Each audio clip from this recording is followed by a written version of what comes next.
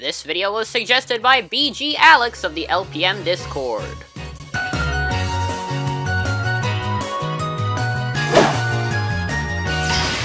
Hello and welcome, I'm the Legendary PokéMaster, and today we are talking about a type, the Normalist type. Recently I've been noticing that there's a lot of criticism about this type, so I decided to put it up on Controversial Pokemon, because it's kinda controversial. Today we will be judging whether or not the normal type deserves all of the hate that it's apparently getting. So without further ado, let's start. So first I'd like to offer a sincere apology to the normal type race for the offensive statements I made in the last video. Why give this normal? It's just gonna make it weaker to fight. Sure, it will gain immunity to Ghost, but was that gonna do much damage in the first place?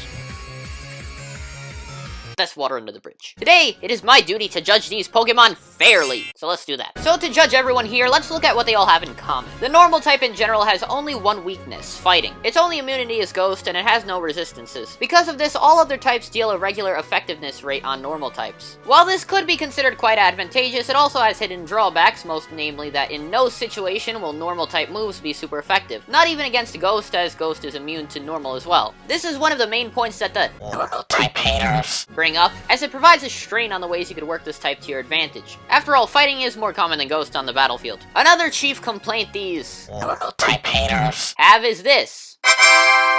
This table shows the average stats of all existing, fully evolved, pure, and mixed normal types. And when compared with some others, we see that these Pokemon are kinda lackluster. The average of 479 between all these Pokemon pales in comparison to that of the type which has an advantage, fighting, which has an average of 531. But Austin, that's only compared against one type. Hey, that's, okay, I think... Okay! Normal type does not do very good compared with other stuff. So how could we possibly defend this type from this point forward? Well, we could start with moves. Sure, a lot of normal type moves are weak, and there's a lot of them that don't even have a need for stab because they do anemic amounts of damage regardless. These are moves like Tackle, Quick Attack, Pound, Cut, and such. But these are only the damage dealers, and in actuality, there are a lot of crafty things you could pull off with normal type status moves. I'll use a strategy that I utilize a lot as an example.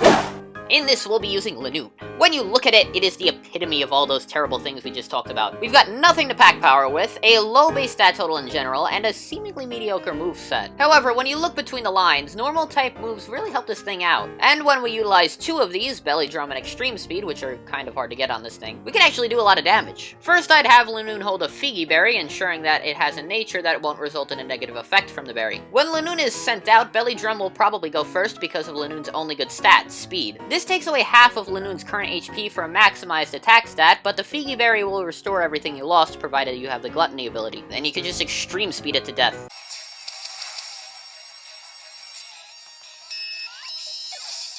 Whoa, guy won. Don't think this is an isolated case either, because we see this happen a lot across many normal types and normal type moves. Porygon 2 can be given an Eviolite and set up walls that will help protect your team, making it a really defensive Pokemon. The Munchlax line could also set up a pretty good defense with the moveset of Stockpile, Swallow, and maybe Spit Up in very specific situations. Or take any normal type with a semi-decent attack stat, max out its friendship, and deal a massive amount of damage with Return. The list honestly keeps going. But coming back to our Lanoon example, this Pokemon has two open moves that I filled in, Shadow Claw and Seed Bomb, which are Ghost and Grass type moves respectively. This helps solidify another point about normal types. They are extremely versatile. Most normal types obviously don't learn a lot from the get-go, but they have an extremely massive selection of TMs to take from. Just look at Explode stuff.